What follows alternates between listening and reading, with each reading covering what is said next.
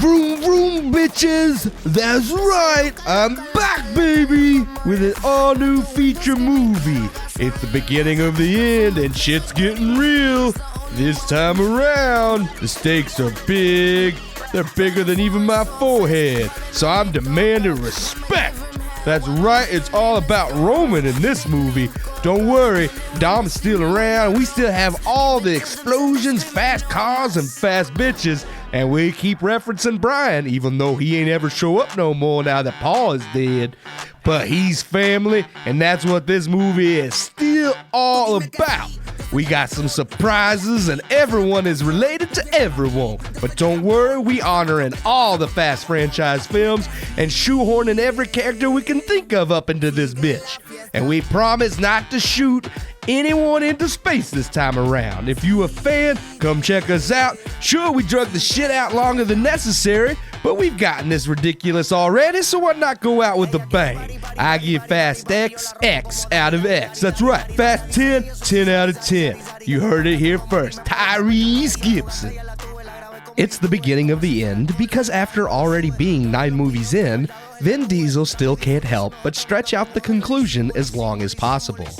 With hints of what was supposed to be a 2-film ending possibly turning into even a trilogy, Vin Diesel has promised a show-stopping finale that honors every aspect of the entire franchise. And so far, he may deliver on that promise, though we still have to get through this film first, before finally reaching the end of what still feels like a never-ending series. I'm speaking, of course, of Fast and the Furious, or more specifically, Fast X. Directed this time around by Louis Leterrier, picking up the reins from Justin Lin, who after helming the 3rd through 6th installments, including some of the most popular films in the series, returned for the lackluster 9th film.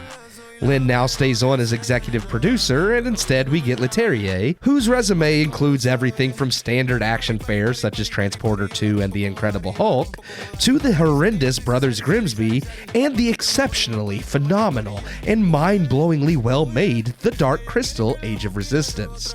Meaning that basically going in, I had no idea what to expect, but expected to at least be entertained with over-the-top bombastic action set pieces, which at this point is all anyone expects for the Fast and the Furious franchise. Simply put, from the moment he was announced, I thought that Leterrier was a safe choice to guide the franchise to its end. And after seeing Fast X, I was correct in this assumption. Fast X, first and foremost, is a high-octane, NOS-infused adrenaline ride. It delivers everything we expect from the series at this point. Ridiculous stunts? Check. Massive explosions? Sure. Hand-to-hand fistfights? You got it. A story that revolves around family? Absolutely. And even Vin Diesel's promise to honor every film in the franchise holds up, with nods and references to past films and every new character introduced connected to past stories or characters in some way. It's clear the entire plot and structure of this film is meant to honor and tie off every character arc in some way. This is also, sadly, the film's biggest problem. Sure, some would say the physics-defying set pieces and completely impossible car stunts are a problem, but at this point it's hard to knock a franchise that's built itself on those very ideas. If anything, I can say the movie actually does dial back a little bit of the insanity. Sure, the stunts are still unbelievably stupid and unrealistic, but at least they feel more within the realm of probability set by the franchise than blasting 2 characters into space in a car. Yeah, we all remember that happening. Where Fast X truly struggles most is its pacing and story structure. While a bit cliche and generic, I can say that the overall plot is relatively clever by the Fast and Furious franchise standard. Going back to the well of introducing characters with connections to past characters and plots, Fast X ties its story to that of Fast 5. Arguably one of the most popular films in the series, and the one that brought the franchise back from the brink of extinction. While a bit convoluted, it works, and helps to make the stakes feel believable rather than arbitrary. And is at least handled better than the introduction of John Cena as Dom's brother Jacob, who no one ever spoke about or heard of before the last movie.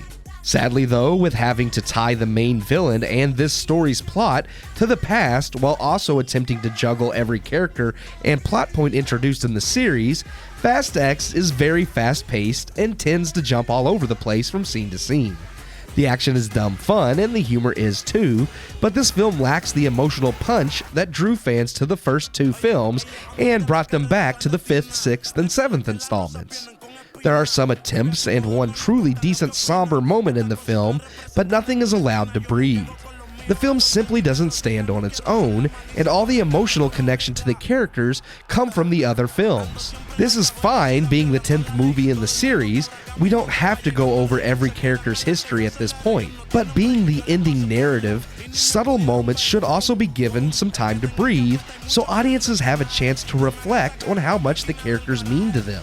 So when they are put in danger, we can halfway believe they may die or fail. As is though, we aren't given time to feel their emotional burdens, and with the franchise constantly bringing characters back from the dead, it's hard to feel there's a real threat despite the fact that the film does do a decent job of building Jason Momoa's villain as the ultimate threat they've come to face. Ultimately, the movie suffers from being the beginning of the end to a franchise that has gotten too long in the tooth. It does its best to tie all its loose threads together to set up the final movie, while also making the stakes the highest they've ever been. It's not always successful, but as a setup to the actual finale, it's entertaining and does get everything in place for a final showdown. While introducing some fresh aspects such as Momoa's over-the-top villain, who thematically acts as a fantastic foil to Vin Diesel's Dom, and after a string of lead villains that are either just stereotypical thugs or the devoid of any personality Charlize Theron, Momoa does come across as refreshing despite being, like everything else in the franchise, completely ridiculous. Fast X is not all I hoped it would be. As stated, it just simply doesn't stand on its own, but is one I can say is a solid building block to start the series in. It's a lot of fun and a lot of stupid. Not everything works and the film stays high speed from start to finish, which isn't always a good thing. But if they can stick the landing in the final film, this will prove to have been a fun and necessary piece of the puzzle. If they botch the end, then this will just be another unneeded sequel, much like fans felt 8 and 9 were. Only time will tell, but I found myself enjoying Fast X more than I have the last few films, so I'm willing to see the franchise through to its end. I give Fast X 2.5 out of 4 stars.